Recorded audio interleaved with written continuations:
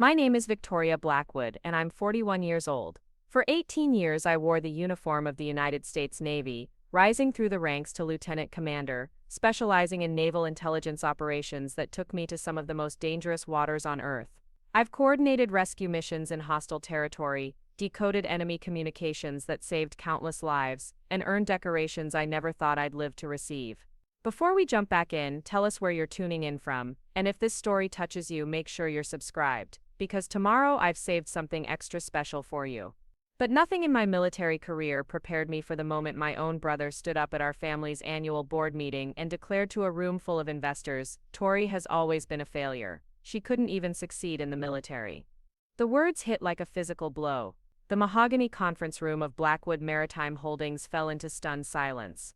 23 board members, family friends, and business partners stared at me as if I'd been stripped naked in front of them.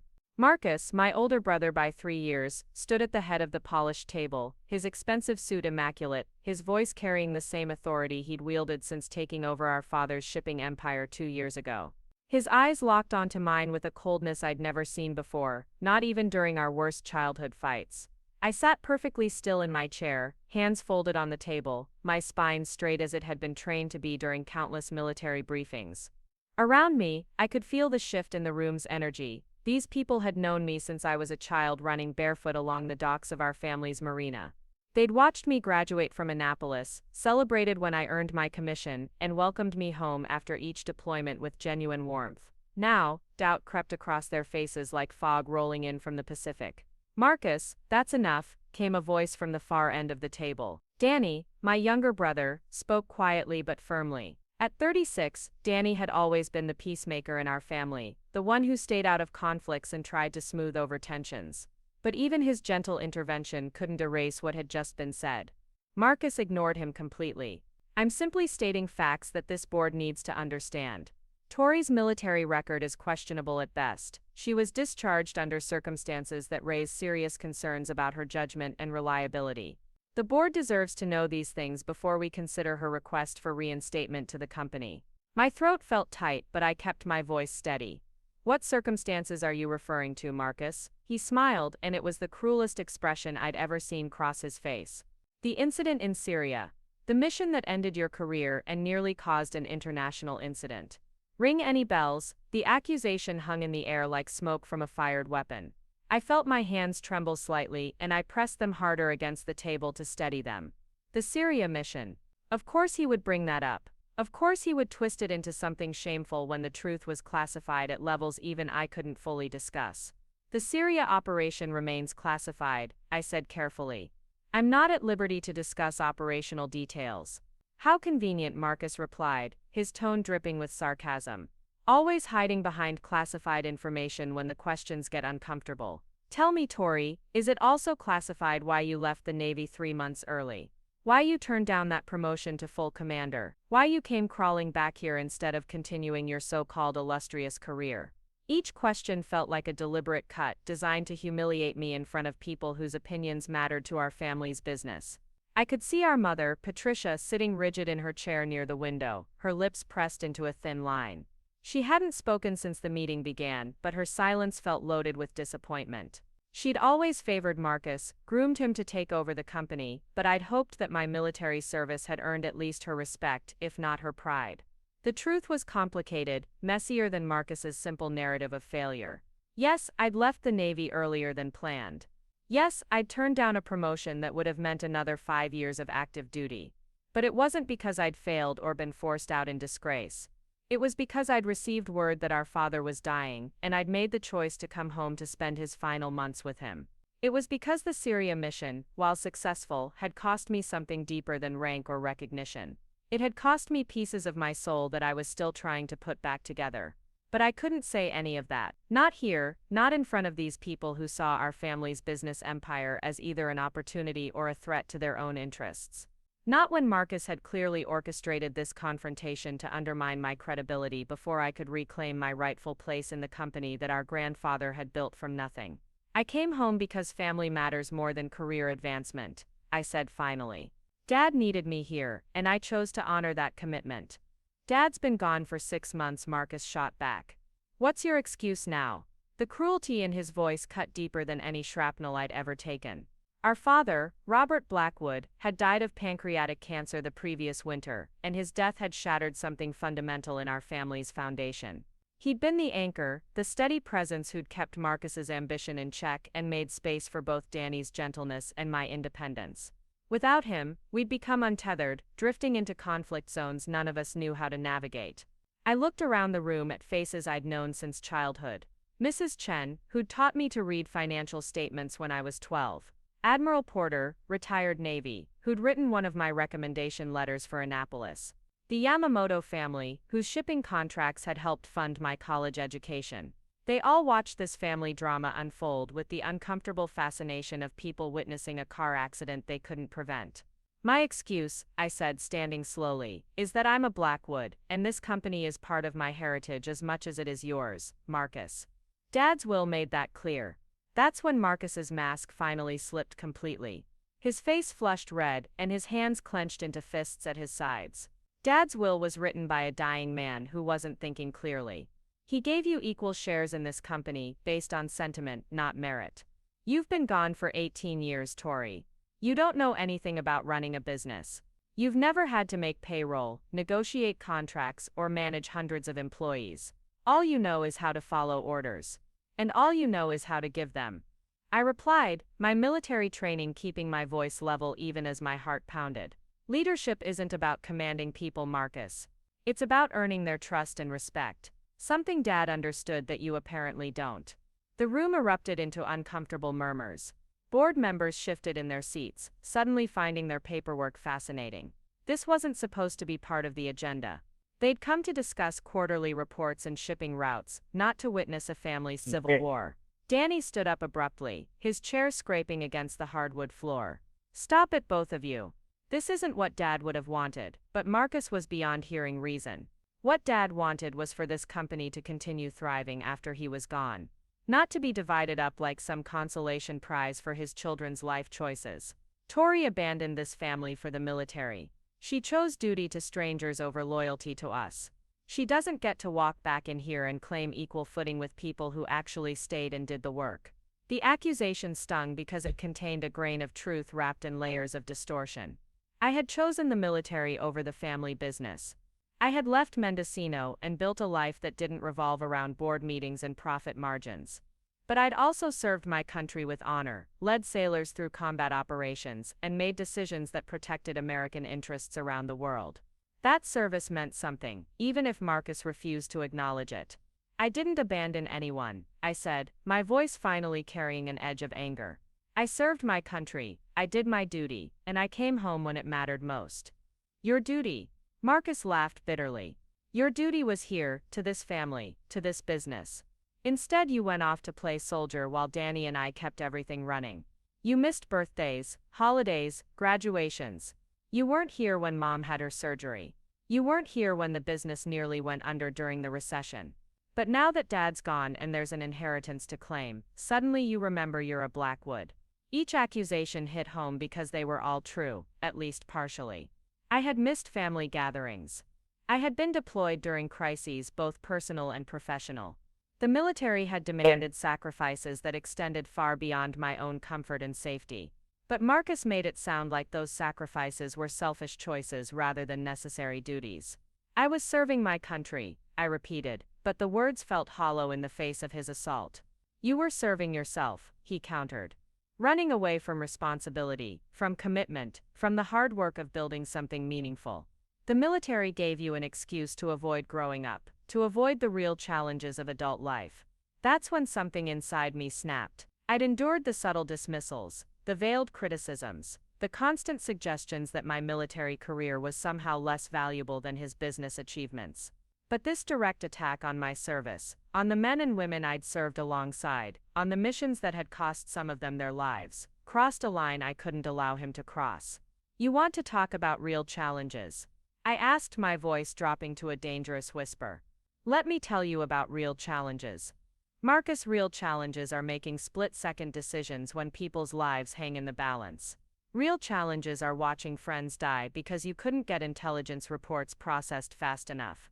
Real challenges are coming home to a family that measures your worth in quarterly profits instead of lives saved. The room had gone completely silent. Even Marcus seemed taken aback by the intensity in my voice. But he recovered quickly, his businessman's instincts kicking in as he sensed vulnerability. "Those are all very noble sentiments," he said with patronizing calm. "But they don't qualify you to run a shipping company. They don't give you the experience needed to make strategic business decisions that affect hundreds of families who depend on Blackwood Maritime for their livelihoods. Emotion and sentiment don't balance budgets or negotiate international contracts."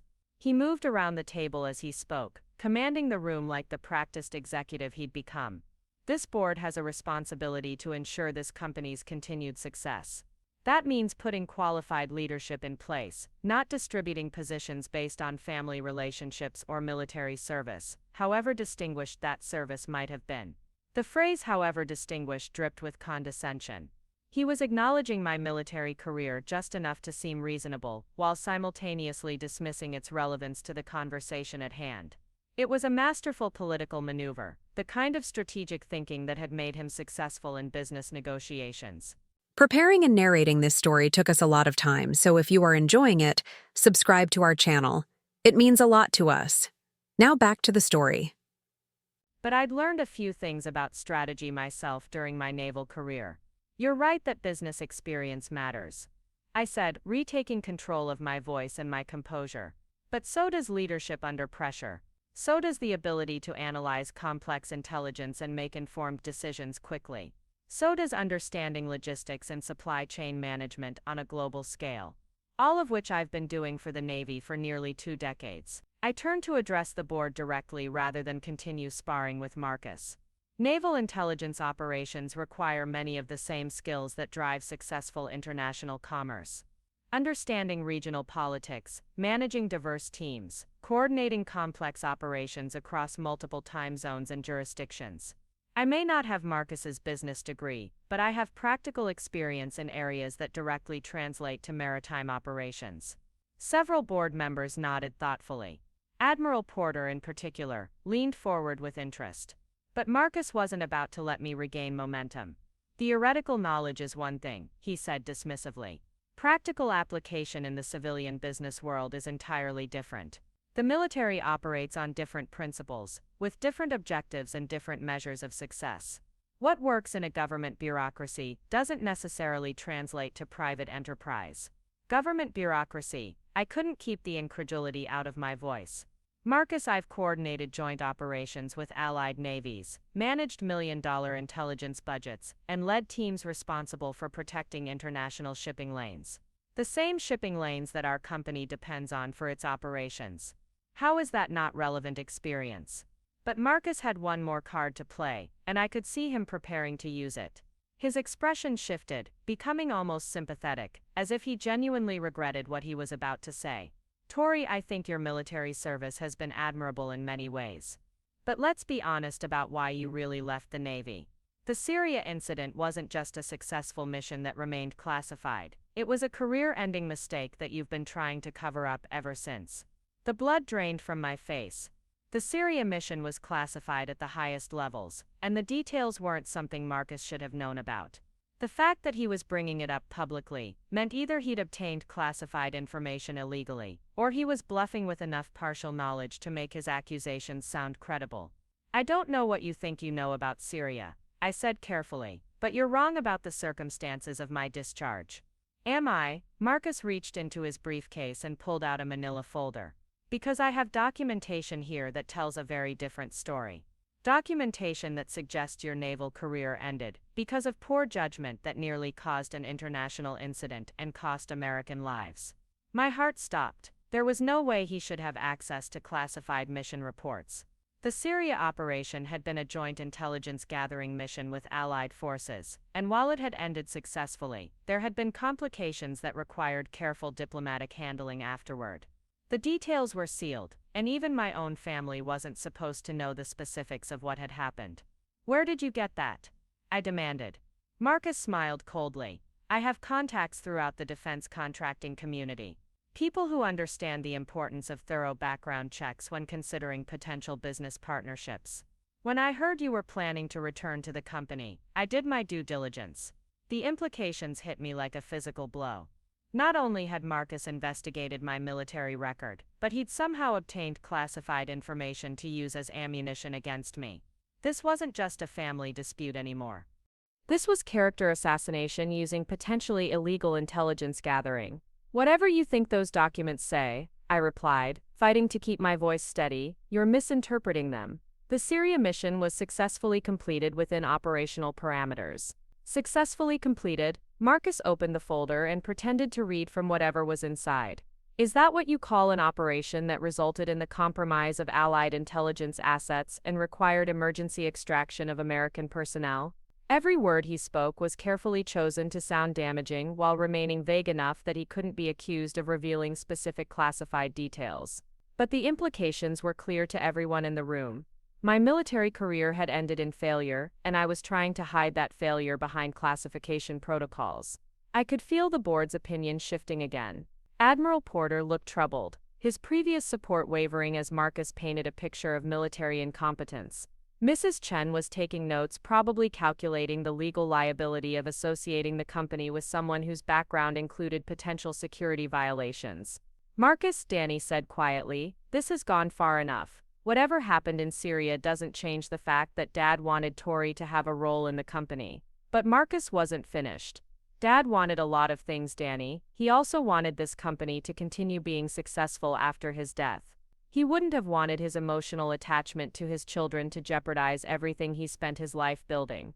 That's when I realized the true scope of Marcus's strategy. This wasn't just about undermining my credibility or questioning my qualifications. This was about rewriting our father's legacy, painting his decision to include me in the company's leadership as the sentimental mistake of a dying man, rather than the thoughtful choice of an experienced businessman. Dad wasn't sentimental about business decisions, I said firmly. He believed in surrounding himself with people who brought different perspectives and experiences to the table. He saw value in my military background that apparently you don't. What I see, Marcus replied, is someone who's been away from the business world for so long that she doesn't understand how it actually works. Someone whose last major professional decision was significant enough to end her military career prematurely. Someone who's asking this board to trust her with responsibilities she's never demonstrated the ability to handle. The room felt smaller somehow, as if the walls were closing in around me. I'd faced enemy fire, navigated political minefields in foreign ports, and made life-or-death decisions under extreme pressure. But nothing had prepared me for this kind of assault from my own family, in front of people whose respect I'd valued since childhood. That's when I heard footsteps in the hallway outside the conference room. Heavy, measured footsteps that seemed familiar somehow. The door to the conference room was closed, but I could hear voices in the reception area, one of them carrying the unmistakable authority of someone accustomed to command. Marcus was still talking, building his case for why the board should strip away my inheritance rights and leave control of the company entirely in his hands. But I was no longer listening. Something about those footsteps, about the voice I could barely hear through the closed door, made my pulse quicken with a mixture of hope and apprehension. The receptionist's voice carried through the door, high and nervous. I'm sorry, sir, but they're in an important board meeting. If you could just wait. Ma'am, came the reply, and my heart nearly stopped. The voice was crisp, professional, and absolutely unmistakable. This is regarding Lieutenant Commander Blackwood. I believe they'll want to hear what I have to say. Marcus faltered mid-sentence, clearly hearing the exchange as well. The entire board turned toward the door as footsteps approached. 3 sharp knocks echoed through the conference room, followed by a pause that seemed to stretch forever. Come in, called Admiral Porter, since he was the senior military person present. The door opened, and a man in navy dress blues stepped into the room. He was tall, broad-shouldered, with the bearing of someone who'd spent years in command positions. His uniform was impeccable, his ribbons and decorations speaking of distinguished service in multiple theaters of operation. But what made my breath catch in my throat was the insignia on his collar and the familiar face above it. Commander Jake Sullivan, Naval Special Warfare Command. I'd worked with him twice during my career, both times on operations that had required close coordination between intelligence and special operations forces. He was known throughout the community as one of the most respected SEAL team leaders in the Pacific Fleet, a man whose reputation for tactical brilliance was matched only by his reputation for absolute integrity. and he was looking directly at me with an expression of professional respect that made Marcus's accusations seem suddenly ridiculous. "Ladies and gentlemen," Commander Sullivan said, his voice carrying easily through the stunned silence of the conference room.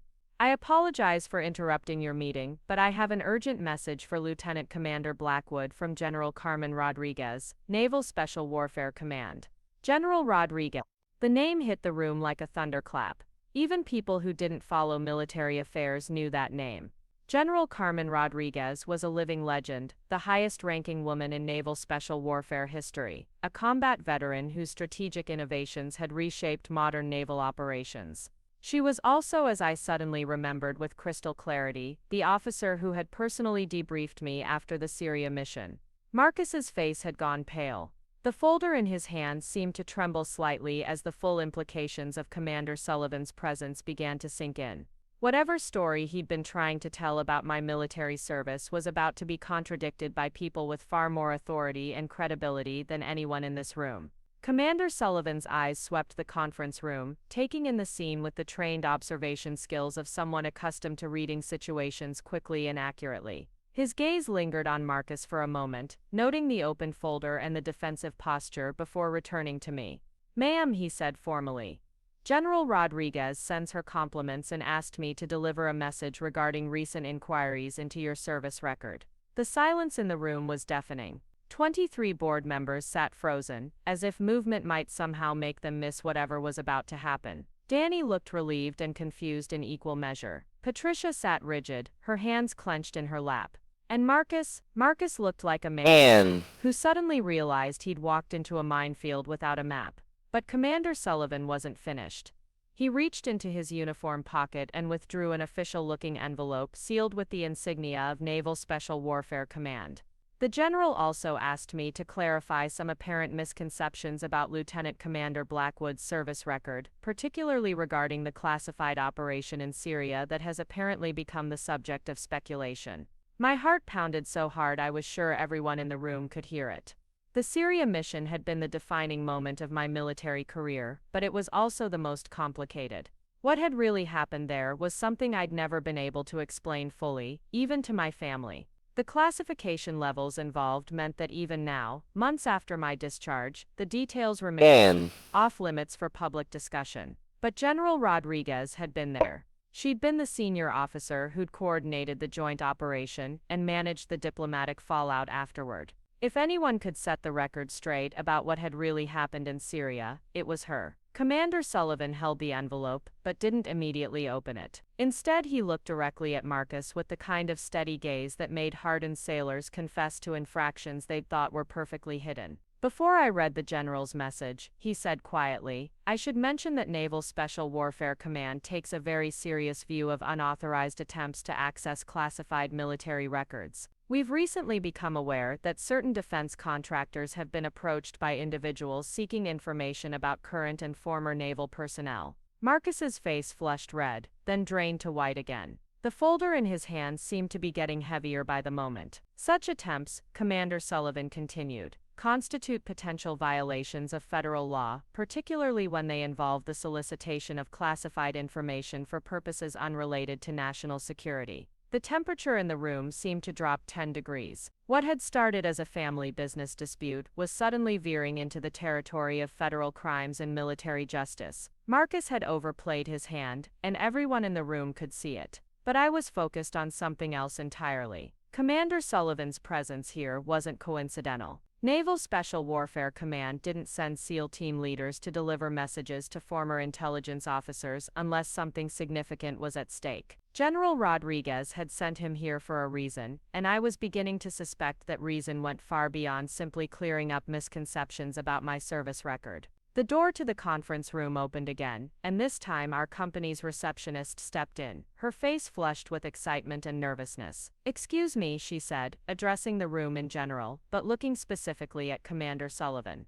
"There are 2 more military officers here to see Lieutenant Commander." But Sullivan nodded calmly, as if he'd been expecting this development. Please send them in. What happened next would change everything. Not just for me, not just for my family, but for everyone in that room who thought they understood what military service really meant and what kind of person I really was. Because General Rodriguez hadn't just sent one messenger. She'd sent a delegation, and they were carrying news that would turn Marcus's accusations into something far more serious than family drama. They were carrying the truth. Two officers in crisp Navy uniforms entered the conference room with the kind of precision that spoke of years of military discipline. The first was a woman in her 50s, her silver hair pulled back in a regulation bun, her chest decorated with ribbons that told the story of a distinguished career spanning multiple decades and continents. Her shoulder boards bore the insignia of a full captain, and there was something in her bearing that commanded immediate respect from everyone present. The second officer was younger, perhaps in his early 40s, with the lean build and alert eyes of someone who'd spent considerable time in operational roles. His uniform identified him as a lieutenant colonel in the Marine Corps, and the special warfare insignia on his chest suggested he'd seen action in some of the most challenging theaters of modern warfare. Commander Sullivan stepped aside to make room for the newcomers, his expression grave, but somehow satisfied, as if pieces of a complex puzzle were finally falling into place.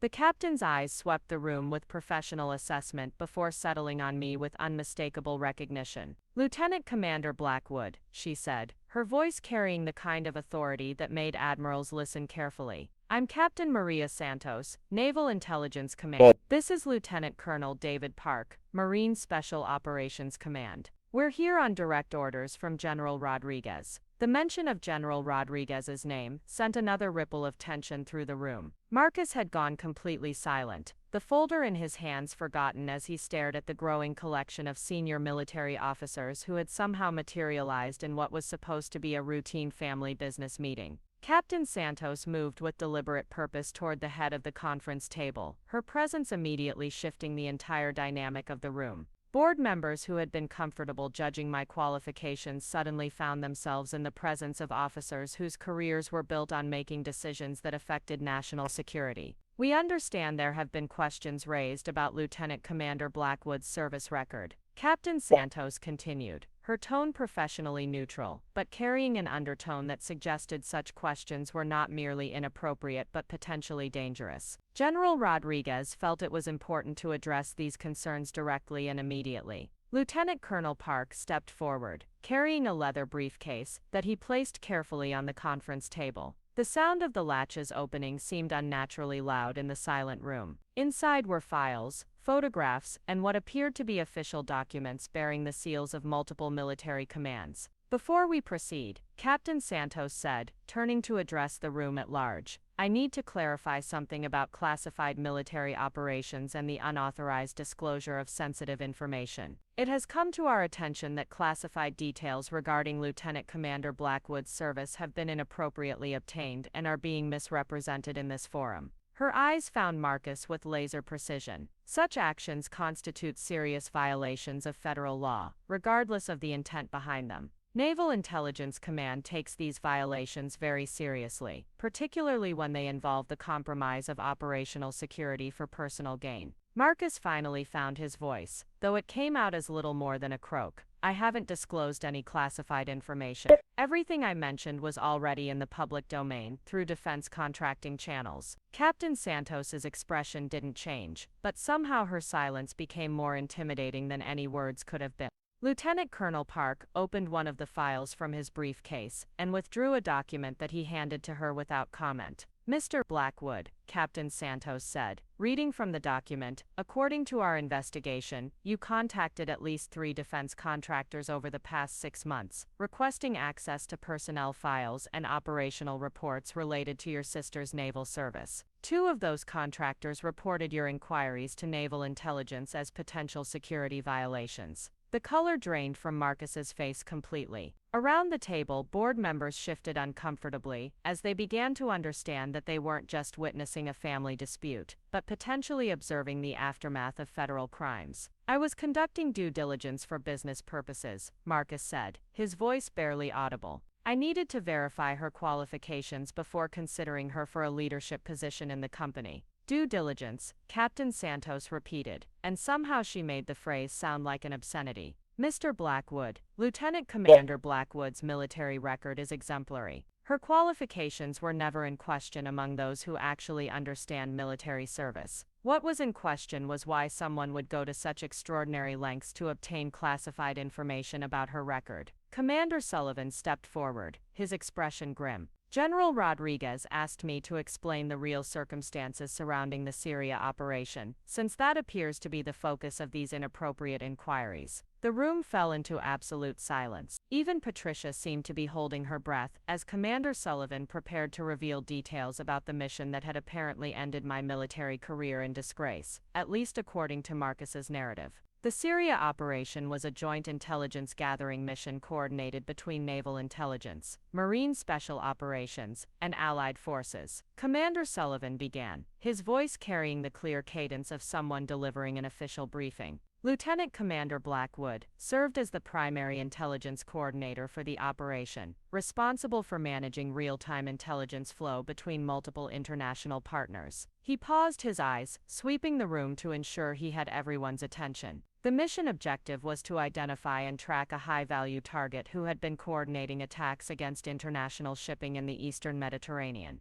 This individual represented a direct threat to commercial maritime operations, including civilian vessels operating under American flag. I could feel my heartbeat accelerating as Commander Sullivan began to reveal details of the mission that I'd never been able to discuss, even with my own family. The Syria operation had been one of the most complex intelligence coordination efforts of my career, involving assets from 6 different countries and requiring split-second decisions that could have affected international relations for years to come. The operation required Lieutenant Commander Blackwood to coordinate intelligence assets in real time, while managing diplomatic sensitivities between allied forces, who didn't always share the same operational priorities. Commander Sullivan continued. When the situation on the ground changed rapidly, she made tactical decisions that prevented the compromise of Allied personnel, while ensuring the mission objective was achieved. Lieutenant Colonel Park opened another file and withdrew a series of photographs. He handed them to Captain Santos, who glanced at them before looking directly at me with an expression of professional respect. The situation Commander Sullivan is describing became complicated when the high-value target changed locations unexpectedly. Captain Santos said, Lieutenant Commander Blackwood had to choose between maintaining operational security for Allied assets and pursuing the primary target. Her decision to prioritize the safety of international personnel potentially saved dozens of lives.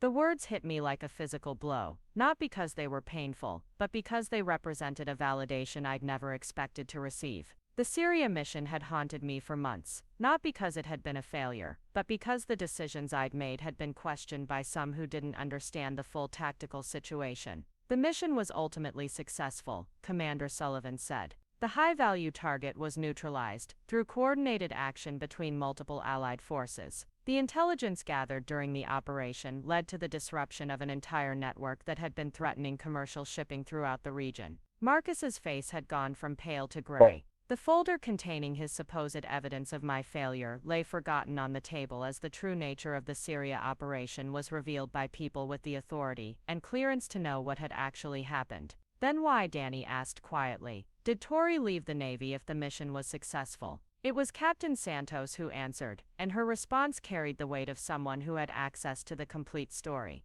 Lieutenant Commander Blackwood was offered accelerated promotion to full commander and assignment to a prestigious position at the Pentagon. She turned down both opportunities in order to return home to care for her dying father. The simple statement hung in the air like a revelation. Around the table, I could see board members reassessing everything they'd heard from Marcus about my military career. Admiral Porter looked stunned, as if he was only now understanding the true significance of my service record. Lieutenant Commander Blackwood's decision to prioritize family obligations over career advancement was noted in her service record, as an example of the personal integrity that had characterized her entire naval career. Captain Santos continued. Her commanding officers attempted to convince her to reconsider, but she was resolute in her choice to honor her family commitments. Patricia's hands flew to her mouth, tears suddenly streaming down her cheeks. For the first time since the meeting began, she looked directly at me, and in her eyes I saw recognition of the sacrifice I'd made to come home during our father's final months. But the military officers weren't finished. Lieutenant Colonel Park withdrew another document from his briefcase, this one bearing the official seal of the Secretary of the Navy. He handed it to Captain Santos, who examined it carefully before looking up at the assembled board members. "There's something else that needs to be addressed," Captain Santos said. Lieutenant Commander Blackwood's service record includes commendations and decorations that remain classified due to the sensitive nature of the operations involved. However, given the circumstances of this meeting and the apparent attempts to discredit her service, General Rodriguez has authorized the disclosure of certain details. My heart stopped. There were aspects of my naval career that even I didn't fully understand the significance of, operations that had been so highly classified that the recognition for them had been buried in files I'd never seen. Commander Sullivan stepped forward again, his expression more serious than before. Lieutenant Commander Blackwood was selected for some of the most sensitive intelligence operations conducted by Naval Special Warfare Command during her career. Her work contributed directly to the protection of American interests in multiple theaters of operation. He paused, looking directly at Marcus with an expression that could have melted steel. The idea that such a service record represents failure demonstrates a fundamental misunderstanding of what military service entails and what sacrifice for one's country actually means. Lieutenant Colonel Park opened the final file in his briefcase and withdrew what appeared to be a metal case. The deep blue velvet and gold trim identified it as containing a high-level military decoration, the kind that was typically presented in formal ceremonies with senior officers present. "This is the Navy Cross," Captain Santos said, accepting the case from Lieutenant Colonel Park. "It's the second highest military decoration that can be awarded to members of the United States Navy and Marine Corps. It's awarded for extraordinary heroism in action against an enemy of the United States." The room had gone completely silent. Even Marcus seemed transfixed by the metal case, as if he was only now beginning to understand the magnitude of what he'd been attempting to discredit. Lieutenant Commander Blackwood was awarded the Navy Cross for actions during a classified operation that I cannot describe in detail, Captain Santos continued. "However, I can say that her decisions under extreme pressure saved American lives and protected critical intelligence assets that continue to serve our national security interests." She opened the case, revealing the distinctive bronze cross with its deep blue ribbon. The metal seemed to catch the light from the conference room windows, reflecting it back with an intensity that made it appear almost alive. This decoration was presented to Lieutenant Commander Blackwood in a closed ceremony attended only by senior officers with appropriate security clearances, Captain Santos said. The citation for the award remains classified, but the medal itself represents recognition of the highest order for exceptional service to our nation. I stared at the metal case, my hands trembling slightly as memories of the ceremony flooded back. It had been a small gathering in a secure conference room at Naval Intelligence Command, with General Rodriguez herself presenting the award. I'd been honored by the recognition, but the classified nature of the operation meant I could never discuss it with anyone outside the military community. "There's more," Commander Sullivan said, his voice cutting through my reverie. "General Rodriguez asked me to inform this gathering that Lieutenant Commander Blackwood has been placed on the inactive reserve list rather than being fully discharged from naval service. This means she retains her commission and her security clearances, and she remains subject to recall for active duty if her expertise is needed for future operations." The implications of this revelation rippled through the room like shockwaves. I wasn't just a former naval officer trying to transition to civilian life. I was still technically a serving member of the United States Navy, still trusted with the highest levels of classified information, still considered valuable enough to the military that they wanted to maintain the option of calling me back to active service. Marcus slumped in his chair as if the air had been let out of him.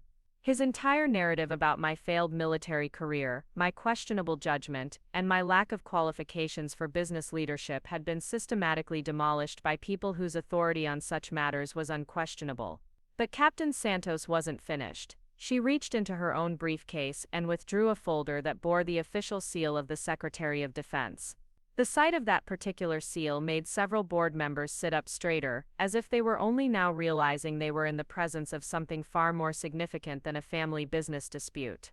"There's one final matter that General Rodriguez asked us to address," Captain Santos said, opening the folder carefully.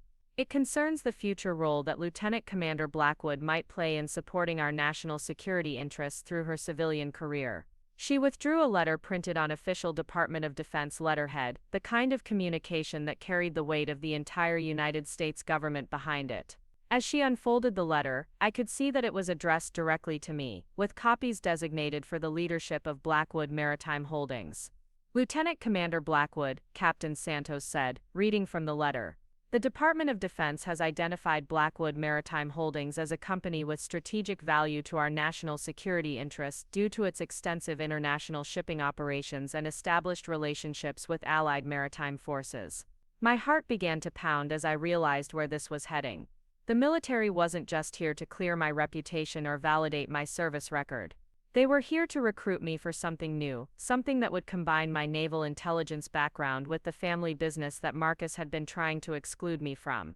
The Department of Defense is prepared to offer Blackwood Maritime Holdings a classified contract for logistics support services that would leverage both the company's commercial capabilities and Lieutenant Commander Blackwood's specialized knowledge of international maritime operations. Captain Santos continued. The room erupted into stunned murmurs. A classified Defense Department contract represented the kind of business opportunity that could transform a regional shipping company into a major player in international maritime logistics. It was also the kind of opportunity that required security clearances, government oversight, and exactly the kind of military experience that Marcus had been dismissing as irrelevant. This contract opportunity is contingent upon Lieutenant Commander Blackwood taking an active leadership role in the company's operations. Captain Santos said, her eyes moving around the table to ensure that every board member understood the implications. The Department of Defense requires assurance that personnel with appropriate security clearances and operational experience will be directly involved in managing any classified logistics operations. Marcus looked like he'd been struck by lightning. The business opportunity being described was exactly the kind of government contract that could secure the company's financial future for decades. But it was also being offered specifically because of my military background and continued security clearances, the same qualifications he'd been arguing made me unsuitable for business leadership. Admiral Porter was the first to speak, his voice carrying the authority of someone who understood both military operations and business realities. Captain Santos, are you saying that this contract opportunity exists specifically because of Lieutenant Commander Blackwood's qualifications and continued naval service? That's correct, Admiral, Captain Santos replied. The Department of Defense has been looking for commercial partners who can provide logistics support for sensitive operations while maintaining the highest levels of operational security. Lieutenant Commander Blackwood's combination of military experience and family business connections makes her uniquely qualified to manage such operations. Lieutenant Colonel Park stepped forward with another document, this one bearing multiple official seals and signatures. The initial contract value is classified, but I can say that it represents a significant expansion opportunity for any maritime logistics company. However, the security requirements are substantial, and the Department of Defense will only work with partners who meet the most stringent criteria for reliability and expertise. Danny leaned forward in his chair, his eyes moving between the military officers and me as he began to understand the full scope of what was being offered. You're saying the government wants to hire our company specifically because of Tori's military background. We're saying the government wants to hire your company because Lieutenant Commander Blackwood possesses a unique combination of tactical knowledge, security clearances, and business connections that make this partnership viable, Commander Sullivan replied. Without her direct involvement, this opportunity would not exist. The irony was almost overwhelming. Marcus had spent months trying to exclude me from the family business, arguing that my military experience was irrelevant to commercial operations. Now it turned out that my military experience was the key to the most significant business opportunity in the company's history. But there was still more to come. Captain Santos reached into her briefcase one final time and withdrew an envelope that bore the personal seal of General Rodriguez herself. As she opened it, the entire room seemed to hold its breath. General Rodriguez asked me to read this message personally, Captain Santos said, her voice taking on the formal tone of someone delivering an official communication from a senior military leader. To the leadership and board of directors of Blackwood Maritime Holdings, she began reading. It has come to my attention that questions have been raised about the service record and qualifications of Lieutenant Commander Victoria Blackwood. As the senior officer who directly supervised many of her most significant operations, I want to state unequivocally that Lieutenant Commander Blackwood represents the finest traditions of naval service and embodies the highest standards of professional competence and personal integrity. Patricia was crying openly now, her hands pressed to her face as she listened to words that validated everything she should have known about her daughter's military career. Around the table, board members who had been prepared to question my qualifications were now hearing testimony from one of the most respected military leaders in the country. Lieutenant Commander Blackwood's decisions under combat conditions have saved American lives and protected critical national security interests. Captain Santos continued reading. Her tactical judgment, operational expertise, and unwavering commitment to mission success make her one of the most valuable officers I have had the privilege to command. She paused, looking directly at Marcus before continuing.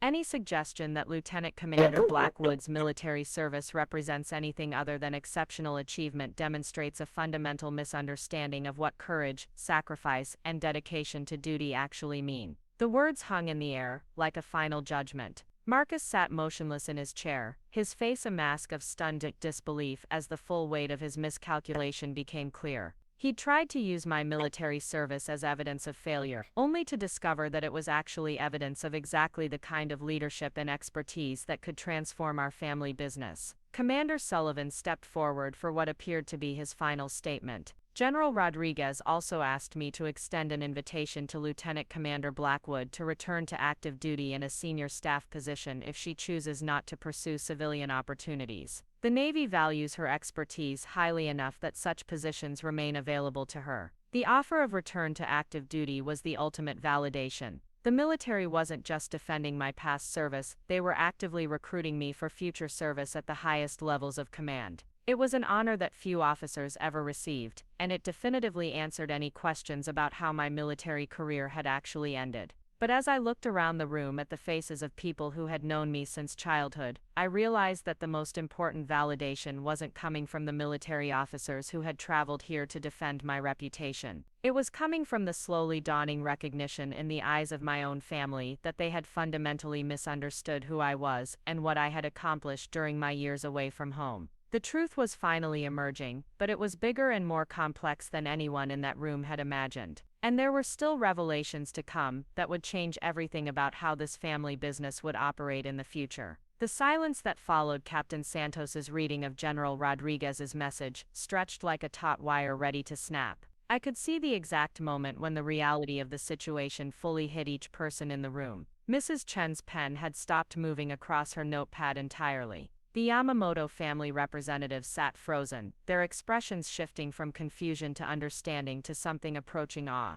Even Admiral Porter, who had seen his share of military ceremonies and official recognitions, looked genuinely impressed by the weight of authority that had just descended upon this ordinary conference room. But it was Danny's reaction that moved me most. My younger brother had always been the quiet observer, the one who absorbed everything without judgment, and somehow understood truths that escaped everyone else. Now he was staring at me with tears in his eyes, and I could see him piecing together all the family gatherings I'd missed, all the deployments that had taken me away during crucial moments, all the times he'd wondered what I was really doing halfway around the world. "Tori," he said softly, his voice barely carrying across the table. "I never knew, I knew you were in the Navy, but I never understood what that actually meant, what you were actually doing." The pain in his voice cut deep because it highlighted something I'd never been able to fix about my military career. The very nature of intelligence work meant that the most meaningful parts of my service had to remain hidden, even from the people I loved most. My family had supported my decision to join the Navy, but they'd never been able to understand the true scope of what that service entailed.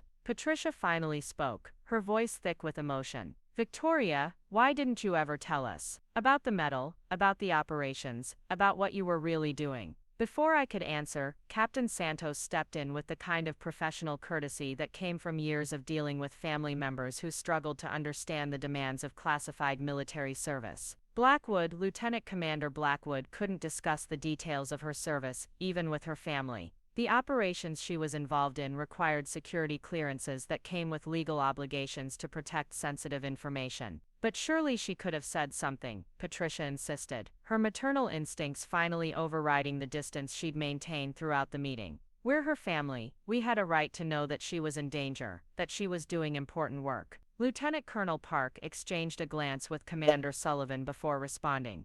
Ma'am, with respect, the families of personnel involved in special operations often know very little about the specifics of their loved one's service. It's not a matter of trust or family relationships. It's a matter of protecting both the personnel involved and the operations they support. The explanation seemed to hit Patricia like a physical blow. She looked at me with fresh eyes, as if she was seeing me for the first time and realizing that the daughter she thought she knew had been living a completely different life than anything she'd imagined. Marcus, meanwhile, had remained silent throughout these exchanges, but I could see the wheels turning behind his eyes. He was a businessman first and foremost, and despite the emotional devastation of having his narrative about my military service completely demolished, he was beginning to calculate the implications of what the military officers had revealed about the government contract opportunity. This Defense Department contract, he said finally, his voice carefully controlled. What exactly would it entail? What kind of operations are we talking about?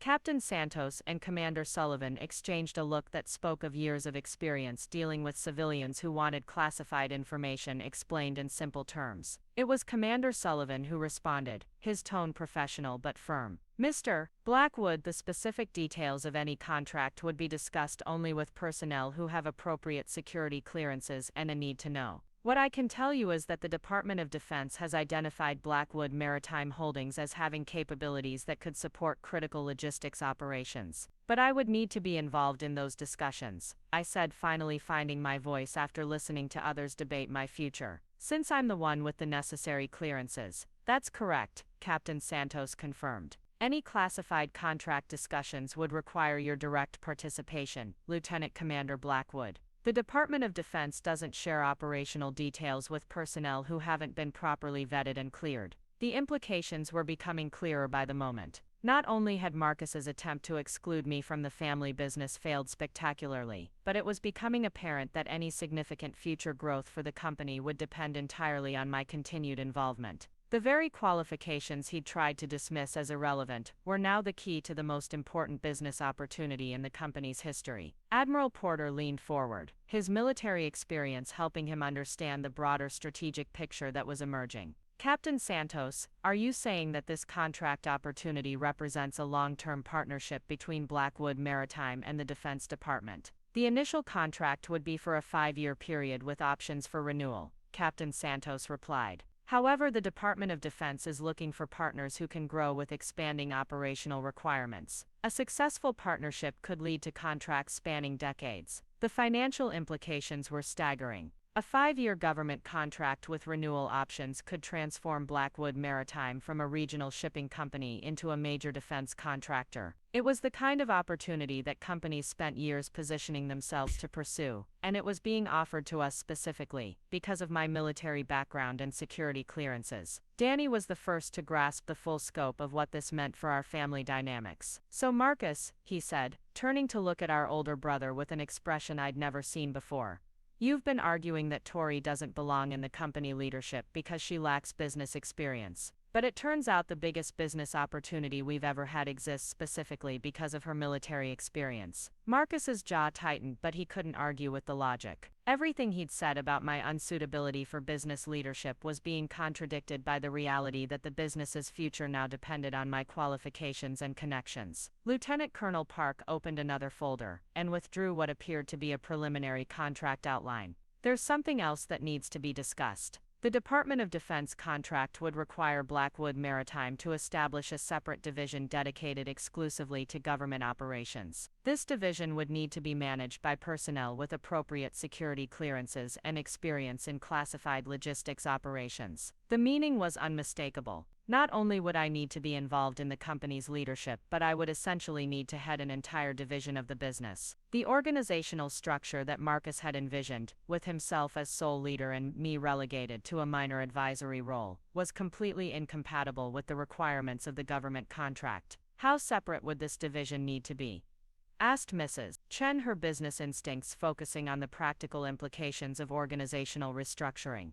Physically and operationally separate, Captain Santos replied. Classified operations require dedicated facilities, specialized personnel, and security protocols that must be isolated from regular commercial activities. Lieutenant Commander Blackwood would need full authority over all aspects of the Classified Operations Division. I could see Marcus doing mental calculations, trying to figure out how to maintain his vision of family business leadership while accommodating the requirements that were being laid out. But the mathematics were simple and unforgiving. If the company wanted to pursue the government contract, I would need to have independent authority over a significant portion of the business operations. There's also the matter of personnel security clearances, Commander Sullivan added. Any employees working on classified contracts would need to undergo extensive background investigations and obtain appropriate clearances. This process can take months or even years, which means the company would need to begin preparations immediately if it wants to be ready when the contract becomes available. The timeline considerations added another layer of complexity to Marcus's calculations. Even if he could accept my role in leading the Classified Operations Division, the company would need to begin restructuring immediately to be ready for the contract opportunity. Delay or hesitation could cost us the entire partnership with the Defense Department. Patricia had been listening to these discussions with growing alarm, and finally she spoke up with the kind of maternal concern that had been notably absent during Marcus's earlier attacks on my character. This all sounds very dangerous. If Victoria is going to be involved in classified military operations again, doesn't that put her at risk? It was a fair question, and one that highlighted the ongoing tensions between family loyalty and national service that had shaped my entire adult life. Captain Santos addressed it with the kind of sensitivity that suggested she'd had similar conversations with other military families. Mrs. Blackwood, the logistics operations we're discussing would be primarily administrative and coordination functions. Lieutenant Commander Blackwood wouldn't be deployed to combat zones or placed in direct physical danger. Her role would be to manage the interface between commercial shipping operations and military requirements. But she'd still be involved in military activities, Patricia pressed. She'd still be connected to dangerous operations, even if she's not directly participating in them. The concern in her voice was genuine, and it revealed something that had been missing from our family dynamics for years. Despite her earlier silence during Marcus's attacks, Patricia was genuinely worried about my safety and well-being. The revelation of my actual military service record had apparently awakened maternal instincts that had been dormant during my long absences for naval deployments. "Ma'am," Commander Sullivan said gently, "Lieutenant Commander Blackwood has been managing dangerous situations for her entire military career. The civilian contract operations would actually represent a significant reduction in personal risk compared to her previous assignments." Lieutenant Colonel Park nodded in agreement. The classified logistics operations would be conducted from secure facilities here in the United States. There would be no overseas deployments or direct involvement in combat operations. I could see Patricia weighing these assurances against her newfound understanding of what my military service had actually entailed. Learning that I'd been involved in classified operations dangerous enough to earn the Navy Cross had apparently shocked her into recognizing that she'd never really understood the risks I'd been taking throughout my naval career. But there was another dynamic at play that I was only beginning to understand. The military officers hadn't just come here to defend my service record or offer a business opportunity. They'd come to recruit me for a role that would combine my military expertise with my family business connections in ways that could serve ongoing national security interests. "There's one more aspect of this opportunity that needs to be discussed," Captain Santos said, reaching into her briefcase for yet another document. "The Department of Defense is particularly interested in Blackwood Maritime's established relationships with international shipping partners. These relationships could be valuable for operations that require coordination with allied maritime forces." The international dimension added new complexity to the opportunity. Blackwood Maritime had built relationships with shipping companies throughout the Pacific Rim over decades of commercial operations. These relationships, combined with my military experience in international coordination, could provide the Defense Department with capabilities that would be difficult to replicate with other contractors. Danny leaned back in his chair, his expression thoughtful as he processed the full scope of what was being offered. "So the government wants to hire us not just because of Tori's military background, but because our family business has international connections that could support military operations." "That's a simplified way of putting it, but essentially correct," Commander Sullivan confirmed. The combination of Lieutenant Commander Blackwood's operational experience and Blackwood Maritime's commercial relationships creates unique capabilities that the Defense Department values highly. Marcus finally spoke again, his voice tight with frustration. So everything I've built over the past 10 years, all the work I've done to expand the company's operations and establish our reputation in the shipping industry, that's just background for Tori's military career. The question revealed the depth of his resentment, but it also demonstrated a fundamental misunderstanding of what the military officers were proposing. Lieutenant Colonel Park addressed it with the kind of diplomatic precision that suggested he'd dealt with similar family tensions in other business partnerships. Mr. Blackwood, the commercial success of Blackwood Maritime is absolutely essential to this partnership.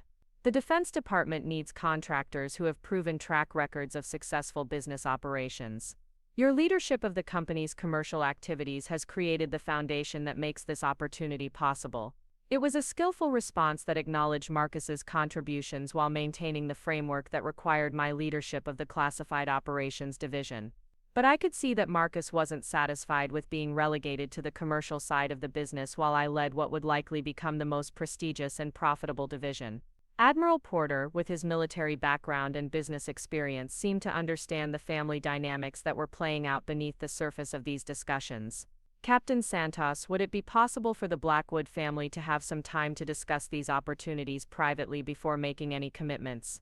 Of course, Captain Santos replied. However, I should mention that the Department of Defense will need a preliminary response within 30 days if Blackwood Maritime wants to be considered for the contract opportunity. The selection process involves multiple potential contractors, and delays in responding could affect your competitive position. The 30-day timeline added urgency to decisions that would reshape our family business and our relationships with each other. Marcus would need to accept my leadership role in the Classified Operations Division, or the entire opportunity could be lost to competitors who were more organizationally prepared to meet the Defense Department's requirements. But as I looked around the conference room at the faces of people who had known me since childhood, I realized that the most important decisions weren't about business contracts or organizational structures. They were about whether my family could finally understand and accept the person I'd become during my years of military service. Patricia was still crying quietly, her hands clasped in her lap as she struggled to process everything she'd learned about my naval career. Danny looked stunned but proud, as if he was seeing me clearly for the first time in years. And Marcus sat rigid in his chair, his expression a mixture of anger, frustration, and grudging recognition that his strategy to exclude me from the family business had backfired completely. The military officers began gathering their documents and preparing to leave, their mission accomplished but the real work of family reconciliation and business restructuring just beginning. Commander Sullivan approached me with a final document that bore General Rodriguez's personal seal. "Lieutenant Commander Blackwood," he said formally. "General Rodriguez asked me to give you this personally. It contains her direct contact information and instructions for initiating the contract discussions if your family decides to pursue the opportunity." I accepted the envelope with hands that trembled slightly despite my efforts to maintain military bearing. Inside was not just contact information but what appeared to be a personal note from General Rodriguez herself. The fact that she'd taken the time to write a personal message suggested that this opportunity was more significant than even the formal presentations had indicated. The general also asked me to remind you that your inactive reserve status means you remain part of the naval family regardless of what civilian opportunities you choose to pursue. Commander Sullivan added. "Your service and sacrifice have earned you the respect and support of the entire naval special warfare community." The words carried emotional weight that went beyond their official meaning. After months of feeling disconnected from both my military identity and my family identity, I was being reminded that I belonged somewhere, that my service had meaning, and that there were people who understood and valued what I'd sacrificed for my country.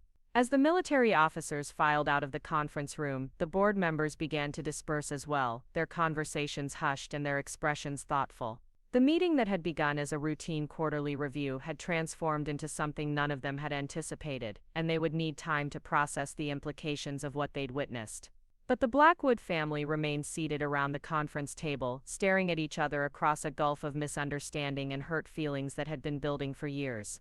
The revelations about my military service had answered some questions while raising others, and we all knew that the real conversation was just beginning. Danny broke the silence first, his voice soft but steady. "Tori, I owe you an apology. We all do. I never understood what you were doing, what you were sacrificing, what you were achieving. I'm sorry it took a room full of military officers to make us see who you really are." His words opened floodgates of emotion that I'd been holding back throughout the entire confrontation. For years I'd told myself that my family's inability to understand my military service didn't matter, that I didn't need their validation or approval. But hearing Danny's apology made me realize how much their recognition had always meant to me, and how painful their earlier rejection had been. Patricia stood up abruptly and walked around the table to where I was sitting. Without saying a word, she pulled me into a hug that felt like coming home after years of wandering in foreign territories. Her tears soaked into my jacket as she whispered apologies for doubting me, for not supporting me, for not understanding the magnitude of what I'd been doing while I was away from home. And Marcus sat alone at the head of the table, watching his family reconcile around revelations that had simultaneously vindicated my military service and demolished his vision of family business leadership. The expression on his face was unreadable, but I could see him calculating options and consequences with the same analytical precision that had made him successful in business negotiations. The future of Blackwood Maritime Holdings would depend on decisions made in the next few weeks, but the future of the Blackwood family would depend on conversations that were about to begin around this conference table. And for the first time in years, I felt hopeful that both futures might be brighter than any of us had dared to imagine. The hours that followed the military officer's departure felt like navigating uncharted waters without instruments. Patricia had gone home, claiming she needed time to process everything she'd learned, but I could see the weight of guilt and regret in her shoulders as she walked out of the conference room. Danny lingered, clearly wanting to talk but unsure how to bridge the gap that years of misunderstanding had created between us. And Marcus remained at the conference table, methodically organizing the papers scattered during the meeting, while his mind worked through calculations I could only guess at. The emptiness of the building after hours made every sound echo with unusual intensity. The gentle hum of fluorescent lights, the distant rumble of traffic outside, even the settling of the wooden floors, seemed amplified in the aftermath of such profound revelations. I found myself walking through the familiar corridors of our family's business headquarters, seeing everything with fresh eyes, now that the context of my life had shifted so dramatically. The walls were lined with photographs documenting decades of Blackwood Maritime's growth, pictures of our grandfather launching the company's first cargo vessel in 1952, images of our father expanding operations throughout the Pacific during the 1980s, recent photographs showing Marcus cutting ribbons at new facilities and shaking hands with international shipping partners. But nowhere in this visual history was there any acknowledgement of my 18 years of naval service or the connections those years had created. It struck me that my family had essentially written me out of their story, treating my military career as a detour rather than an integral part of who I'd become. The revelation that my naval experience could now become the foundation for the company's future growth felt like poetic justice, but it also highlighted how profoundly we'd misunderstood each other for so many years. Danny found me in our father's old office, standing behind the massive oak desk that had anchored 3 generations of family leadership decisions. The room still smelled faintly of the pipe tobacco our father had enjoyed, and his personal effects remained exactly where he'd left them, as if Marcus had been unable to accept the finality of his passing. "I keep thinking about all the times you came home on leave," Danny said quietly, settling into one of the leather chairs facing the desk. "You'd sit right where you're standing now, and Dad would ask about your deployments. You'd always say everything was fine, that you were just doing routine administrative work. I never understood why you seemed so tired if all you were doing was pushing papers." The memory he referenced brought back a flood of emotions I'd carefully compartmentalized over the years. Those homecoming conversations with our father had been exercises in careful omission, where I'd shared just enough truth to maintain family connections while protecting classified information that could never be discussed outside secure military channels. I wanted to tell him more, I admitted, running my fingers along the familiar grain of the desktop. There were times when I desperately wanted to explain what I was really doing, what the missions actually entailed, why they mattered. But the security requirements didn't leave room for that kind of sharing. Danny nodded slowly, his expression reflecting a new understanding of the isolation that classified military service could create. It must have been lonely, carrying all of that by yourself. Having experiences you could never fully share with the people who cared about you. The loneliness he described had been one of the most challenging aspects of my naval career, particularly during the years when my work took me to places where American personnel were targets simply by virtue of their nationality. There had been nights when I desperately wanted to call home and talk through the stress and danger, but operational security meant that such conversations were impossible. "The military becomes your family in ways that civilians don't always understand," I explained. When you can't share your experiences with anyone outside the service, your fellow officers become the only people who truly know who you are and what you're dealing with. Marcus appeared in the doorway, his expression carefully neutral as he observed our conversation. He'd changed out of his business suit into casual clothes, but his posture remained formal, as if he was still trying to maintain the executive authority that had been so thoroughly undermined during the afternoon's revelations. "We need to talk about the Defense Department opportunity," he said without preamble. "Regardless of personal feelings or family dynamics, we have to make a business decision about whether to pursue this contract." His words carried the clipped efficiency of someone trying to separate emotional considerations from practical necessities, but I could hear the underlying tension in his voice. The contract opportunity represented everything he'd worked toward in terms of business expansion and financial security, but accepting it would require acknowledging my authority in areas where he'd previously claimed exclusive leadership. "What are your thoughts about the organizational requirements?" I asked, curious to understand how he was processing the need to create a separate classified operations division under my management. Marcus moved to the window overlooking the company's main shipping facility, where cargo containers were being loaded onto vessels bound for destinations throughout the Pacific. The view represented the commercial empire he'd built over the past decade, and I could see him struggling with the reality that future growth would depend on capabilities he didn't possess. "The financial projections are compelling," he said finally. "A 5-year Defense Department contract with renewal options could generate more revenue than our current commercial operations. The profit margins on government contracts are typically higher than civilian shipping, and the long-term stability would provide security for all our employees." It was a businessman's analysis, focused on quantifiable benefits rather than emotional complexities. But I could hear the careful omission of any reference to my role in making such contracts possible, as if acknowledging my expertise would somehow diminish his own contributions to the company's success. Danny shifted uncomfortably in his chair, clearly sensing the undercurrents of resentment that Marcus was trying to suppress. "Marcus, I think we need to address what happened today more directly. The things you said about Tori's military service, the accusations you made about her character and competence, those weren't just business disagreements. The confrontation that Danny was initiating had been inevitable, since the moment Commander Sullivan and the other officers had systematically demolished Marcus's narrative about my supposed military failures. But Marcus had been avoiding direct acknowledgement of how thoroughly his strategy had backfired. "I was operating on incomplete information," Marcus said stiffly. "The details of Tori's service record weren't available through normal channels, and the information I did obtain was apparently taken out of context." It was a carefully crafted non-apology that acknowledged factual errors while avoiding responsibility for the deliberate attempt to undermine my reputation. The phrase "taken out of context" particularly grated, since it suggested that his accusations had been based on legitimate concerns, rather than manipulated intelligence designed to support predetermined conclusions. "Marcus," I said, my voice carrying the authority that years of military leadership had ingrained in me, "you didn't just make innocent mistakes based on incomplete information. You actively sought out classified details about my service record, and then twisted those details to support accusations you wanted to make regardless of their accuracy." His jaw tightened, and for a moment I saw a flash of the anger that had driven his earlier attacks. "I had legitimate concerns about your qualifications for business leadership. Your military experience, however distinguished, doesn't automatically translate to corporate management skills." The argument he was making had elements of validity, but it ignored the specific nature of my naval intelligence work and its relevance to international maritime operations. More importantly, it revealed his fundamental inability to accept that my expertise might be valuable in areas where his own knowledge was limited. "You're right that military experience doesn't automatically qualify someone for business leadership," I agreed.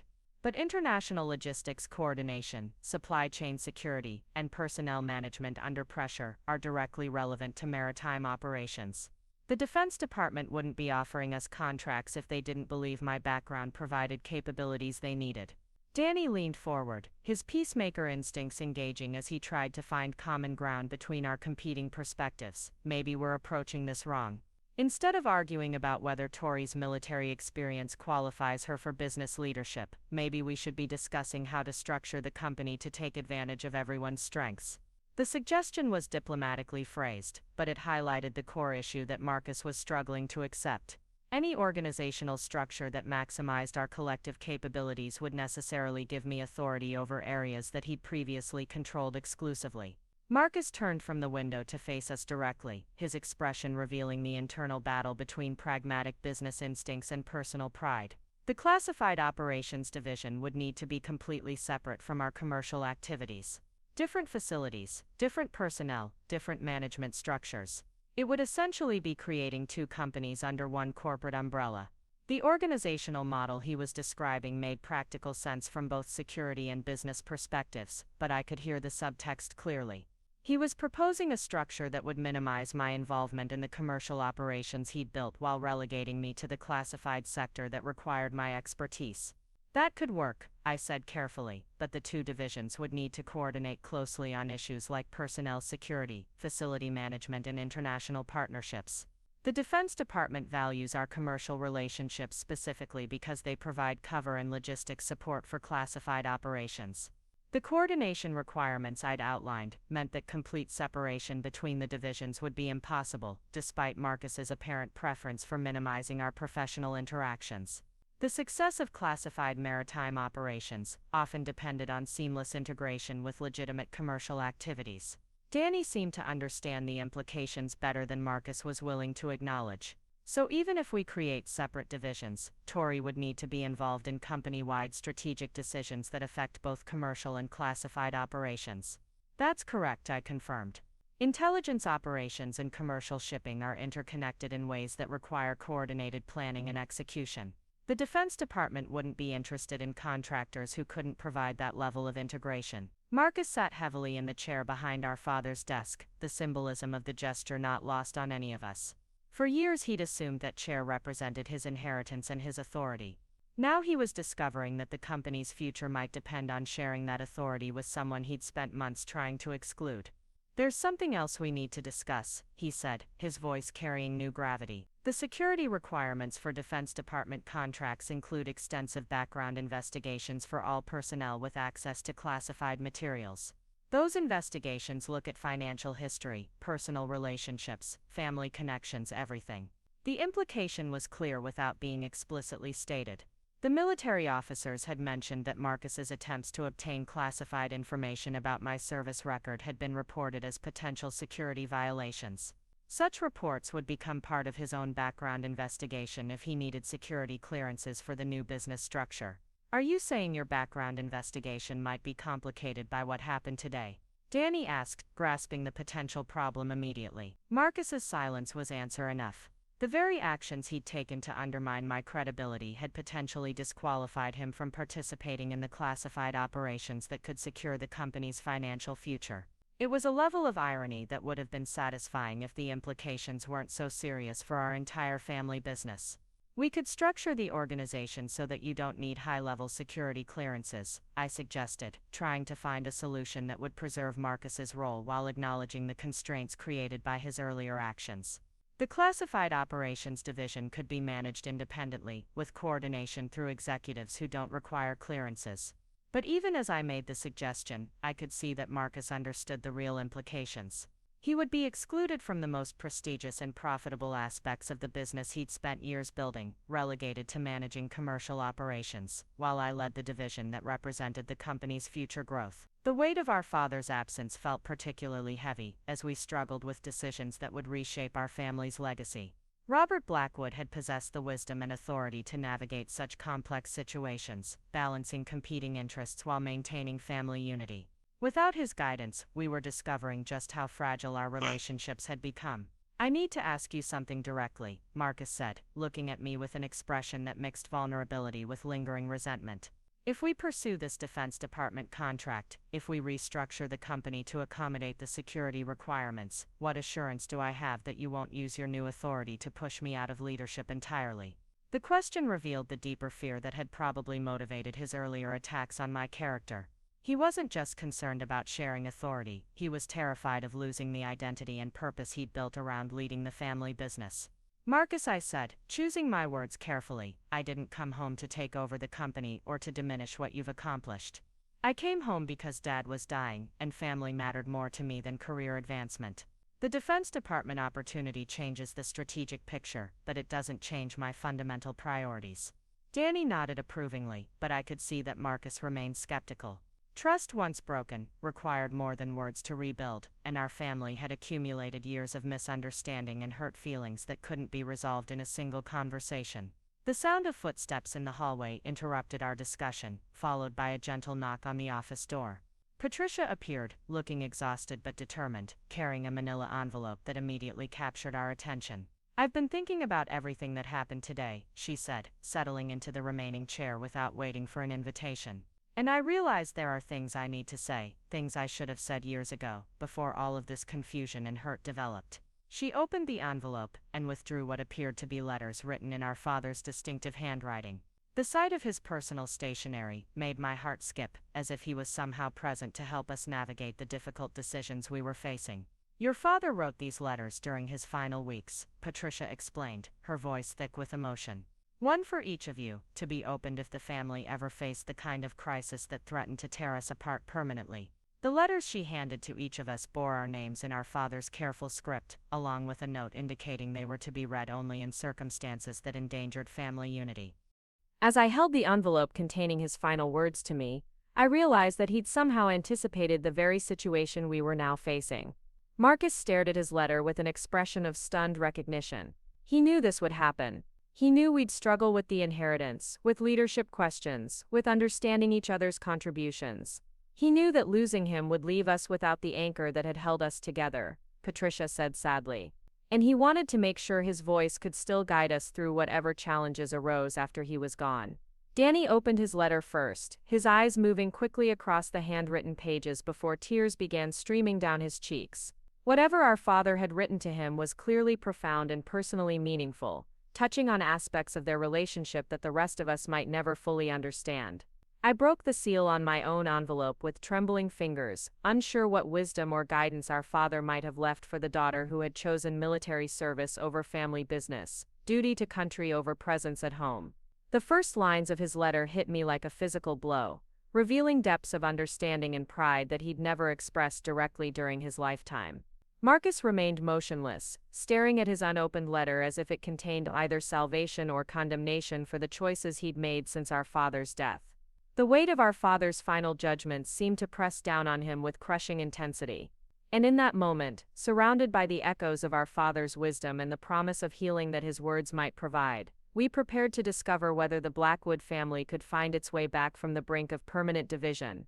The letter in my hands felt heavier than any briefing document I'd ever carried, weighted with the accumulated wisdom of a father who had somehow foreseen the fractures that would emerge in his family after his death. His handwriting was slightly shaky from the illness that had claimed him, but his words were clear and deliberate, chosen with the care of someone who knew they would be his final guidance to a daughter he'd loved but never fully understood. "My dearest Victoria," the letter began, "if you are reading this, it means our family has reached a crossroads that threatens the bonds I spent my lifetime building. I write these words knowing that my death will leave you all struggling to find your way without the anchor I tried to provide, and I pray that what I share here will help heal wounds that my absence may have allowed to fester." I could hear his voice in every word, the measured cadence of a man who had built a business empire through careful consideration and thoughtful decision-making. But there was also warmth in his tone that he'd rarely expressed directly during his lifetime, emotions he'd kept carefully controlled in the interest of maintaining family harmony. "I know you chose the Navy because you needed something I couldn't give you here at home. You needed to prove yourself in a world that judged you solely on your own merits, not on your family name or my expectations. I understood that choice even when it hurt to watch you leave, even when your mother cried herself to sleep after each deployment, even when Marcus resented your absence during critical moments in the business." The revelation that he'd understood my motivations so clearly hit harder than any medal ceremony or military commendation I'd ever received. For years I'd wondered whether my family saw my naval service as abandonment or betrayal, whether they understood that my need to serve came from something deeper than career ambition or desire for adventure. What I never told you, what I couldn't tell you while I was alive because of the security requirements involved, was that I knew more about your military service than you realized.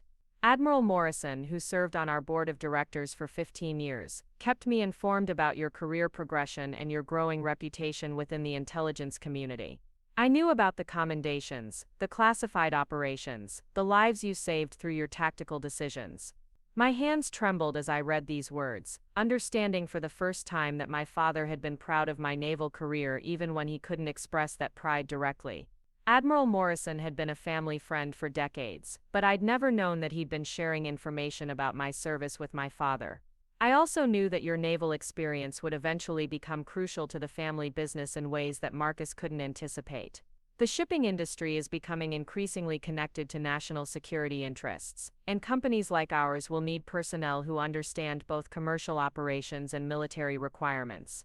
Your unique background makes you invaluable to our family's future in ways that go far beyond traditional business metrics.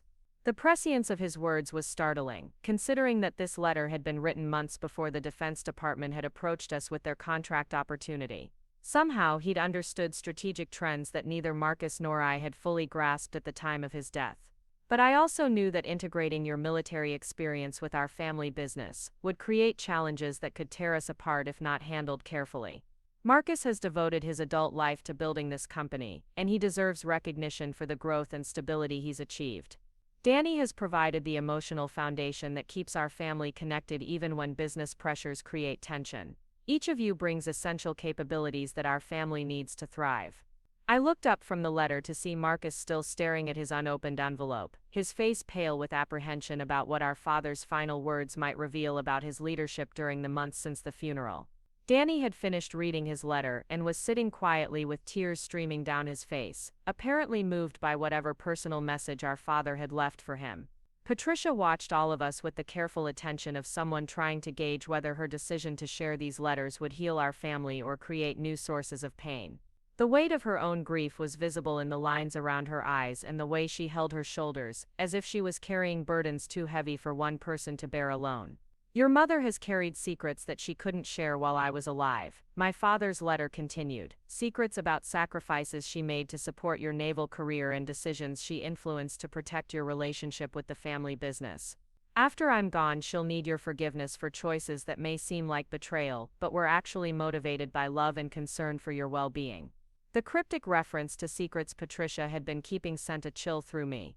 I looked at her with new questions, wondering what decisions she'd made behind the scenes during my naval career and why those decisions had required secrecy. Patricia seemed to sense my confusion and reached into her purse to withdraw another envelope, this one bearing my name in her own handwriting. Your father asked me to give you this after you'd read his letter, she said softly. It explains things I should have told you years ago but couldn't because of promises I'd made to protect your career. The second envelope felt like a revelation waiting to explode, but I forced myself to finish reading our father's letter before opening Patricia's explanation. His words had become increasingly personal, moving beyond business considerations to address the emotional distance that had developed between us over the years. I want you to know that every day you were deployed, every holiday you missed, every family crisis that took you away from home, I understood that you were serving something larger than our family's immediate needs. Your sacrifice honored our family name in ways that boardroom achievements never could, and I was prouder of your naval service than I ever managed to express while you were here to hear it. The emotional weight of his words was overwhelming, representing the validation I'd craved throughout my military career but had never received directly. For years I'd wondered whether my family understood the significance of what I was doing overseas, whether they saw my service as meaningful or simply as an extended absence from family obligations. Marcus finally opened his letter, his hands shaking slightly as he unfolded the pages. I could see his eyes moving quickly across our father's handwriting, his expression shifting from apprehension to surprise to something approaching relief. Whatever our father had written to him was apparently more supportive than he'd feared. Marcus, our father, had written, in my letter, struggles with understanding that leadership sometimes means sharing authority rather than accumulating it. He fears that acknowledging your expertise will diminish his own accomplishments, but the opposite is true. The strongest leaders surround themselves with people whose capabilities complement their own limitations. It was a gentle but firm assessment of Marcus's leadership style, identifying both his strengths and the insecurities that had driven his attempts to exclude me from the family business. Our father had apparently understood the dynamics that would emerge after his death, and had crafted his final messages to address those specific challenges. If our family is to thrive in the coming decades, Marcus will need to accept that you bring capabilities he lacks, while you will need to acknowledge that his business experience provides foundations you couldn't have built alone. The combination of your different strengths could make Blackwood Maritime more successful than either of you could achieve independently. Danny spoke for the first time since finishing his own letter, his voice thick with emotion but carrying new determination. Dad knew exactly what would happen after he died. He knew Marcus would feel threatened by Tori's return. He knew Tori would struggle to find her place in the family business, and he knew Mom would be caught between protecting everyone and honoring his wishes for our future. The accuracy of our father's predictions was both comforting and unsettling, suggesting that the conflicts we'd experienced over the past months had been anticipated and perhaps necessary steps in our family's evolution. But it also meant that the resolution he'd envisioned would require each of us to move beyond the positions we'd taken during our initial disputes. Marcus looked up from his letter, his expression transformed by whatever our father had written to him. He tells me that my greatest strength as a leader is my ability to build consensus and maintain stability, but my greatest weakness is my fear of losing control. He says that accepting Tori's expertise in areas where I have limitations doesn't diminish my own contributions to the company. It was the closest thing to an acknowledgement of my qualifications that I'd heard from Marcus since returning home, and it carried additional weight because it came from our father's assessment rather than from any admission of error on Marcus's part. He also says, Marcus continued, his voice becoming quieter, that the accusations I made about Tori's military service revealed more about my own insecurities than about any actual deficiencies in her record. He warns me that allowing pride to override truth is the fastest way to destroy everything he spent his lifetime building. The words hung in the air between us, representing the acknowledgement I'd needed to hear but had never expected to receive. Our father's posthumous wisdom was accomplishing what hours of direct confrontation had failed to achieve, creating space for understanding and reconciliation where before there had been only defensive positions and hurt feelings. I opened Patricia's envelope with trembling fingers, unsure what revelations awaited me about her role in decisions that had affected my naval career. Her letter was shorter than our father's, but no less significant in its implications for understanding our family's dynamics. Victoria, she had written, during your third deployment, Marcus convinced your father to remove you from the company's succession planning. He argued that your military career showed you weren't committed to the family business, and that including you in leadership discussions would create confusion about the company's future direction. The revelation hit like a physical blow, explaining dynamics I'd sensed but never understood during my rare visits home. There had been subtle changes in how family business matters were discussed around me, conversations that seemed to end abruptly when I entered the room, decisions that were apparently made without input I might have provided. I fought against Marcus's position, but your father was concerned that forcing you to choose between naval service and business responsibilities would damage your relationship with the family permanently. We agreed to postpone succession decisions until after your military career ended, but Marcus interpreted this delay as validation of his position that you shouldn't be included in company leadership. The letter continued with details about boardroom discussions I'd never known had taken place, strategic decisions that had been made with the explicit understanding that I wouldn't be involved in the company's future management. The revelation that such conversations had occurred while I was deployed added new dimensions to the hurt and confusion I'd experienced during family visits. When your father became ill, he realized that his attempts to protect your naval career had actually weakened your position within the family business. He spent his final weeks revising succession plans and updating legal documents to ensure that you would have the authority and resources to claim your rightful place in the company's leadership. The legal documents she referenced included the very inheritance arrangements that Marcus had been challenging, the provisions that gave me equal authority in company decision-making despite my years of absence from business operations. Understanding that these arrangements represented our father's deliberate correction of earlier exclusions made them even more significant. Danny had been reading over my shoulder, and his reaction to Patricia's revelations was immediate and emotional. So Marcus didn't just develop concerns about Tori's qualifications after Dad died. He'd been working to exclude her from the business for years, and Dad went along with it to protect her naval career. The family dynamics that Danny was describing were more complex and painful than any of us had previously understood. Our father's attempts to balance competing loyalties had inadvertently created the conditions for the conflicts that emerged after his death, when the protective barriers he'd maintained were suddenly removed. Marcus set down his letter and looked directly at me for the first time since the military officers had left. Tori, I owe you more than an apology. I owe you an acknowledgement that I spent years trying to diminish your role in this family because I was afraid that recognizing your capabilities would somehow reduce my own importance. The admission was more honest and direct than anything I'd expected from him, representing a breakthrough in understanding that our father's letters had somehow facilitated. But I could also see that accepting responsibility for his actions was only the beginning of the work required to rebuild trust between us. Dad's letter makes it clear that he saw my behavior as a betrayal of family values and business principles, Marcus continued. He says that true leadership requires the humility to acknowledge when others possess expertise you lack, and the wisdom to structure organizations that maximize everyone's contributions. Patricia stood up and moved to the window overlooking the shipping facility where our family's business empire continued its daily operations despite the personal dramas unfolding in the executive offices. Your father's final wish was that this company would become stronger by integrating all of your different capabilities rather than weaker by forcing you to compete with each other. The organizational vision she was describing aligned perfectly with the Defense Department's requirements for contractors who could provide both commercial logistics capabilities and classified operational support. Our father had somehow anticipated not just our family conflicts but also the strategic opportunities that would emerge from resolving those conflicts constructively. The military officers who came here today, I said, choosing my words carefully, they weren't just offering us a business opportunity. They were offering us a chance to build something bigger than any of us could achieve alone, something that honors both the commercial empire Marcus has built and the national service credentials I've earned.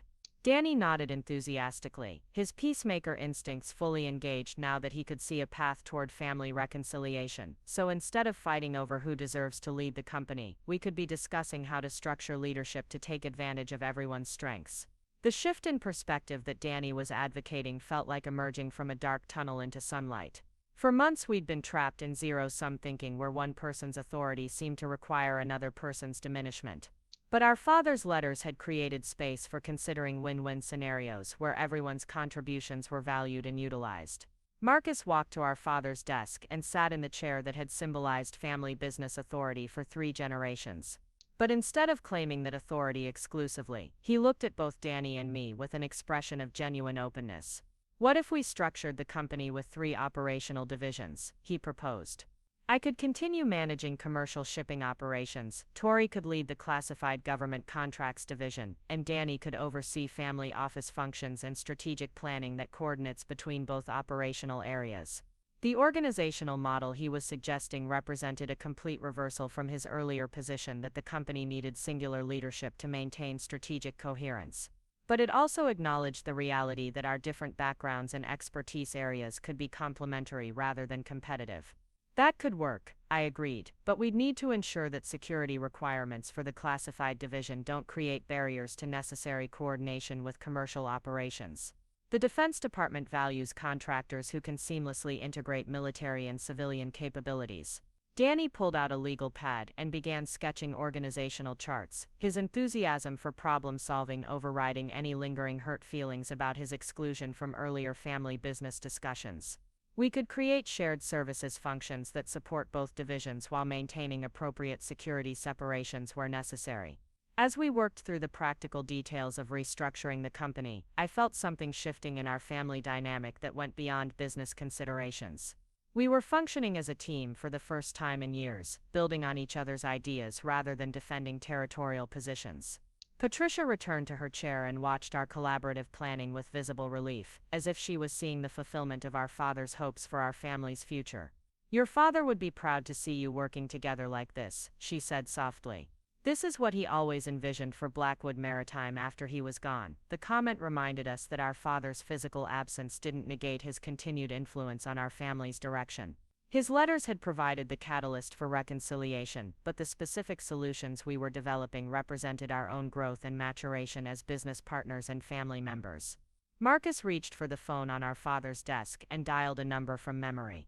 Admiral Porter, he said when the call connected, this is Marcus Blackwood. I'd like to schedule a meeting with you and the other board members to discuss some significant organizational changes we're planning for the company. The formal initiation of board discussions represented a commitment to the collaborative approach we'd been developing, moving our family reconciliation from private conversation to public action. But it also meant that our new organizational structure would be subject to external scrutiny and approval processes.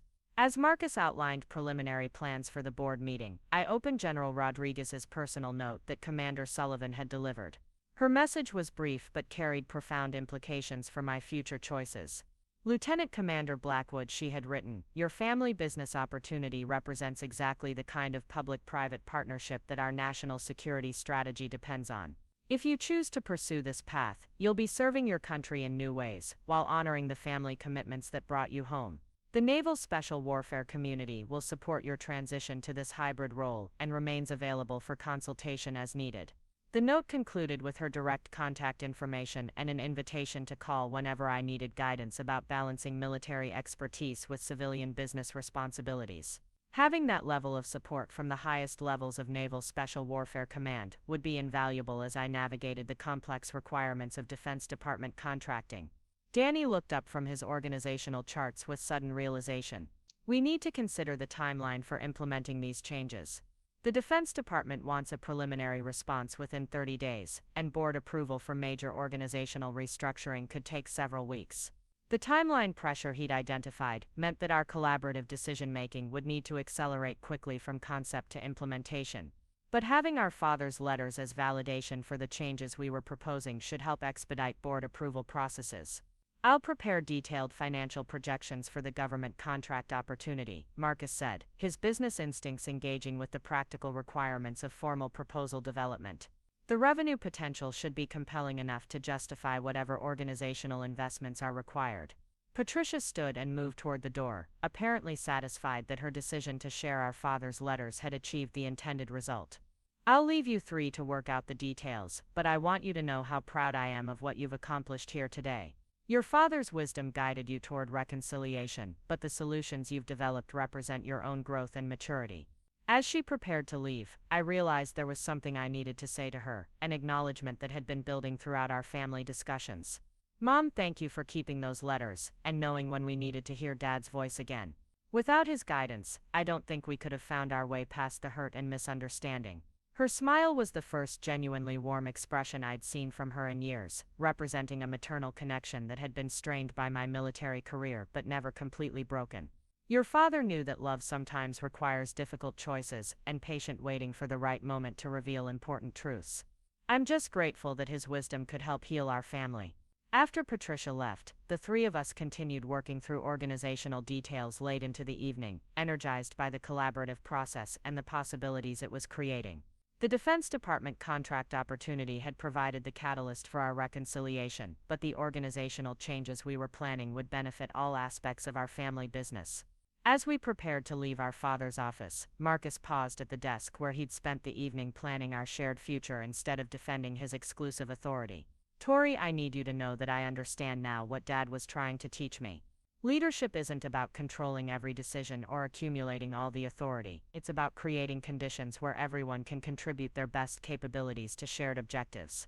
The understanding he was expressing represented genuine personal growth, rather than simply tactical accommodation to changed circumstances. Our father's letter had apparently provided him with insights about leadership philosophy that went far beyond our immediate family business considerations. Marcus, I replied, what you've built here over the past decade provided the foundation that makes the Defense Department opportunity possible. My military experience might be the key that unlocks that opportunity, but without the commercial success you've achieved, there wouldn't be anything to build upon. Danny smiled as he gathered up the organizational charts we'd developed, apparently satisfied that his role as family peacemaker was evolving into something more substantial and permanent. I think Dad would be amazed at how quickly we figured out that our different strengths could be complementary rather than competitive. 6 months later, I stood in the same conference room where Marcus had first accused me of military failure, but now the space was filled with Defense Department officials, board members, and family celebrating the successful launch of Blackwood Maritime's Classified Operations Division. The organizational changes we'd implemented had exceeded everyone's expectations, generating both financial success and family harmony that had seemed impossible during those difficult early months. Marcus had become one of my strongest advocates, frequently praising my operational expertise in board meetings and strategic planning sessions.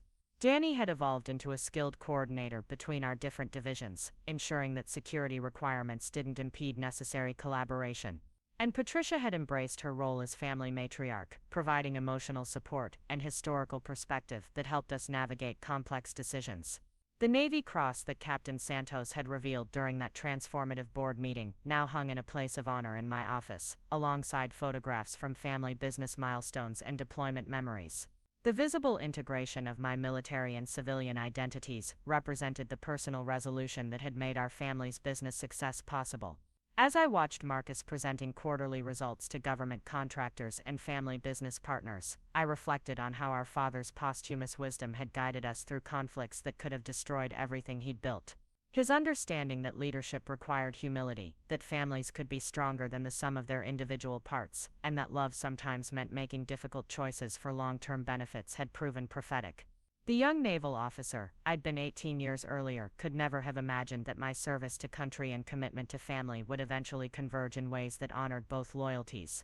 But standing in that conference room, surrounded by people who valued both my military expertise and my family connections, I understood that some journeys require decades to reach their intended destinations. The Defense Department contracts had exceeded our most optimistic projections, leading to expansion opportunities throughout the Pacific that would secure our family's financial future for generations. But more importantly, the organizational changes we'd implemented had created a business culture that celebrated diverse expertise and collaborative decision-making. Danny approached me as the celebration was winding down, carrying a framed photograph of our father that had been prominently displayed during the evening's presentations. "I think he would be proud of what we've built together," he said, his voice carrying the satisfaction of someone who had helped broker a peace that everyone had thought impossible. "I know he would be," I replied, accepting the photograph and studying our father's familiar smile. His letters didn't just help us resolve our conflicts, they taught us that the strongest families are those that find ways to honor everyone's contributions while working toward shared objectives. Up next, you've got 2 more standout stories right on your screen. If this one hit the mark, you won't want to pass these up, just click and check them out.